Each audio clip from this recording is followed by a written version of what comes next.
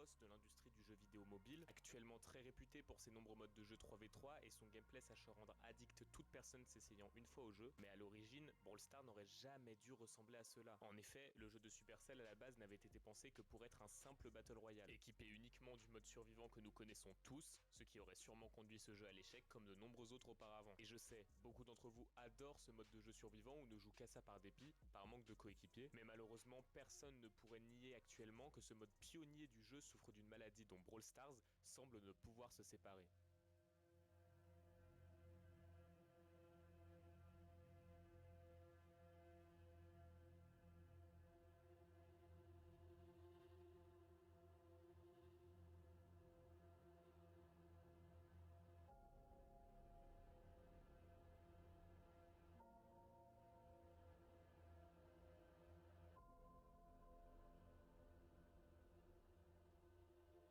Personne ne saurait dater la date d'apparition de cette dernière. Nous avons des traces de son apparition dès la bêta du jeu, cela semble être venu de manière très intuitive pour la plupart des joueurs et est très vite rentré dans les codes du jeu à tel point qu'aucun joueur survivant actuellement ne pourrait affirmer ne jamais avoir teamé. Et ce processus n'est pas compliqué à effectuer. Un simple signal innocent, indétectable par une potentielle IA qui aurait pu être mis en place pour le contrer, peut être utilisé afin de faire équipe avec d'autres joueurs. Et c'est ça, le problème du survivant sur Brawl Stars. Et vous pouvez tous faire le test chez vous. Actuellement, il est impossible de lancer une seule game de survivant sans tomber sur ne serait-ce qu'un seul teamer. Impossible d'espérer gagner en étant simplement plus fort contre des groupes de joueurs prêts à faire équipe et à se trahir pour grappiller un ou deux trophées. Et pourtant, on ne peut pas dire que Supercell n'ait rien fait pour essayer de régler ce problème. Ils furent même bien le contraire à de multiples reprises sans succès néanmoins. La première tentative afin d'empêcher le teaming en survivant fut l'ajout de multiples mutateurs tels que pluie de météorites qui avaient pour particularité de faire tomber des roches sur des joueurs au hasard dans la game, mais cela uniquement jusqu'à ce que deux joueurs ne se rapprochent un peu trop. En effet, ce mutateur avait pour particularité d'harceler tout joueur se tenant trop proche dans le but d'éviter au maximum le teaming. Et vous voulez savoir quelque chose? Ça a probablement été l'une des solutions les plus efficaces durant une période, jusqu'à ce que les joueurs se rendent compte qu'ils pouvaient simplement faire équipe en restant à distance. Et à vrai dire, ce ne fut pas la seule tentative de Supercell.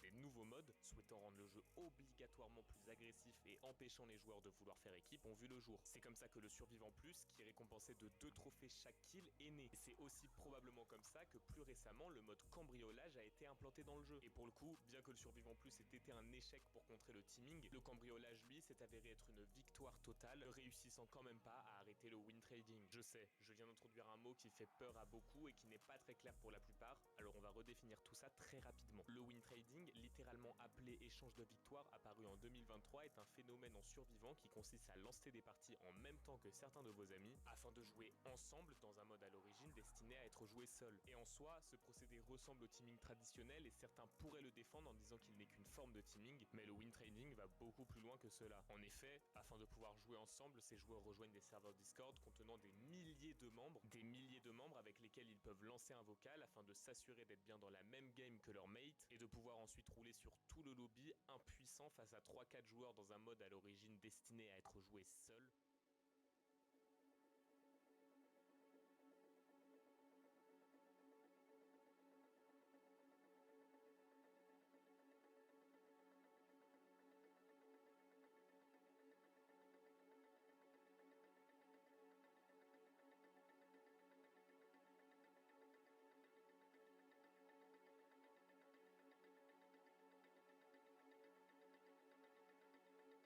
Et vous venez ici de voir sa forme en survivant, mais il existe aussi en 3v3. Il ruine l'expérience de milliers de joueurs, causant une inflation des trophées exorbitante et décourageant petit à petit de nombreux joueurs du top mondial à push normalement face à des joueurs pouvant faire top 1 à chacune de leurs games sans aucune difficulté. Et à vrai dire, ce phénomène est bien plus répandu que ce que vous pourriez penser. Des milliers de joueurs le pratiquent et certains inscrivent même des records mondiaux comme le premier tick P1 à 1500 trophées ou même un Spike à plus de 4000 trophées qui furent évidemment réalisés via win trading. Mais alors, quelle est la potentielle solution à ce problème? Eh bien, il n'y en a pas 50 et à vrai dire, la seule vraie solution a été évoquée juste avant. Je vous avais dit que le win trading était apparu en 2023 et s'il est apparu aussi tard dans un jeu aussi vieux, c'est bien pour une raison. Lors d'une mise à jour en 2023, Brawl Stars avait décidé de passer le matchmaking de 24 heures à 30 minutes. Pour ceux qui n'auraient pas compris, jusqu'à 2023, le matchmaking, qui est le phénomène permettant de trouver des parties face à des joueurs du même nombre de trophées que vous, blacklistait absolument tous les joueurs contre qui vous étiez déjà tombé pendant les dernières 24 heures. Cela rendait donc quasi impossible le win trading à tous les joueurs étant donné qu'ils devaient attendre